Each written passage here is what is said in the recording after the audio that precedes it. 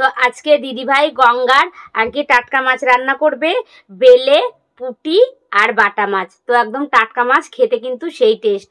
তো লবণ হলুদ দিয়ে দেখো মাছগুলো মাখিয়ে রেখেছি। আর এই দেখো বেলে মাছ আর গঙ্গার এই ধরনের মাছ কিন্তু খেতে সেই টেস্টি।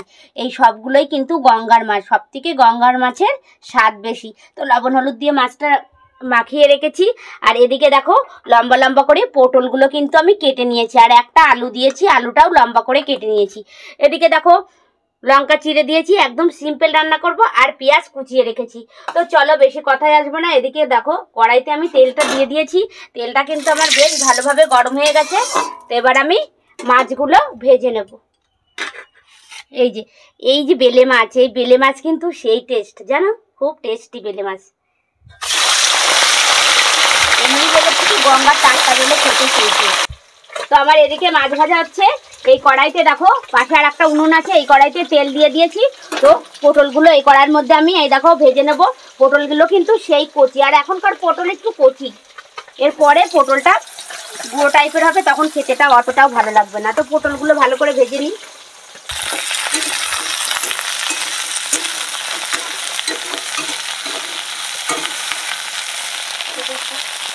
ভালো করে না ভাজলে ভালো লাগবে না। আজকে বেলেগুলো অনেক আছে, অনেক বেলে। এই বেলেগুলো খেতে না খেয়েছে।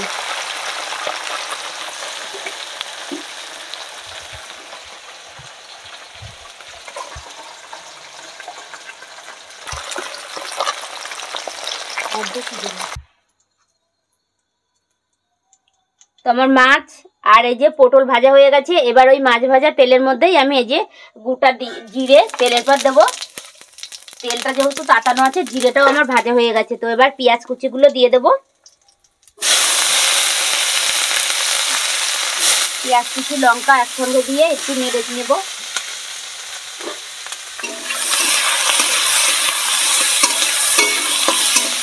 একটু নেড়ে ছেড়ে এবার কেটে রাখা আলুগুলো, এই যে গোল গোল করে কেটে রাখা আলুগুলো, ঠিক এইভাবে আলুগুলো কাটতে হবে। যেরকম মাছ সেই অনুযায়ী আলু কাটতে হবে, তাহলে মাছের সাথে একটু মানানসই হলে দেখতেও ভালো লাগে আর কি। এবার আলুগুলো দিয়ে দিলাম। এবার পেঁয়াজ আলু লঙ্কা ভালো করে সুন্দর করে আমি ভেজে নেব। একদম সিম্পল, কিন্তু শুধুমাত্র গোটা জিরে তেলের পর দিয়েছি, লঙ্কা চিড়ে আর পেঁয়াজ কুচিয়ে দিয়েছি। এবার নেড়ে ছেড়ে ভালো করে ভাজা ভাজা হোক, তারপরে জল ঢেলে দেবো। তো এবার পরিমাণ লবণ দিয়ে দেবো,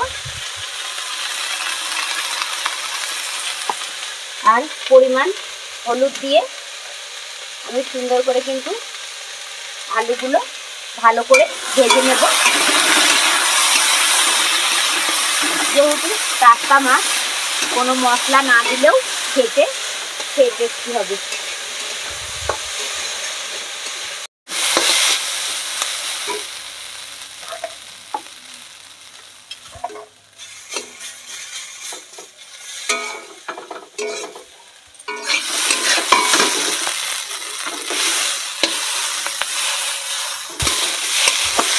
তো দেখো আলুটা কিন্তু আমার ভালো করে ভাজা হয়ে গেছে, আলু পেঁয়াজ লঙ্কা।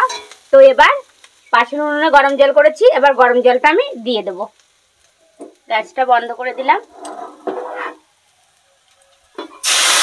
এই যে ফ্যাট করে উঠলো, এইটা যা টেস্টি হয় না, এই যে টকবক করে ফুটে উঠলো জলটা দেওয়ার সঙ্গে সঙ্গে, ও তাহলে মনে করো রেসিপিটা সেই হয়েছে, সেই খেতে অসাধারণ।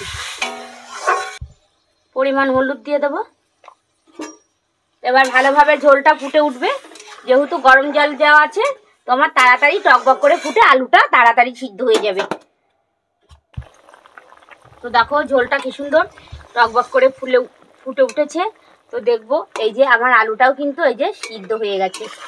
তো এবারে আমি ভেজে রাখা পটল আর এই যে মাছগুলো দিয়ে দেবো। যেহেতু পটলটা ভালো করে ভেজে নিয়েছি, ওর জন্য পটল আর মাছটা একসঙ্গে দিয়ে দেবো। তো তোমরা চাইলে ঠিক দিদিভাই যেভাবে রান্না করে দেখালো তোমাদেরকে, এইভাবে রান্না করে খেয়ে ট্রাই করে দেখতে পারো। আমি তো বলবো খেতে সেই টেস্টি।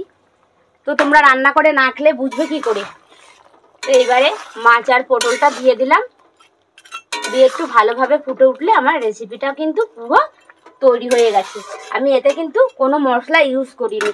তো ফ্রেন্ড, এই ভিডিওটা তোমাদের কেমন লাগলো অবশ্যই একটা কমেন্ট করবে, আর যদি ভালো লাগে তাহলে একটা লাইক করে দিও। টাটা বন্ধুরা।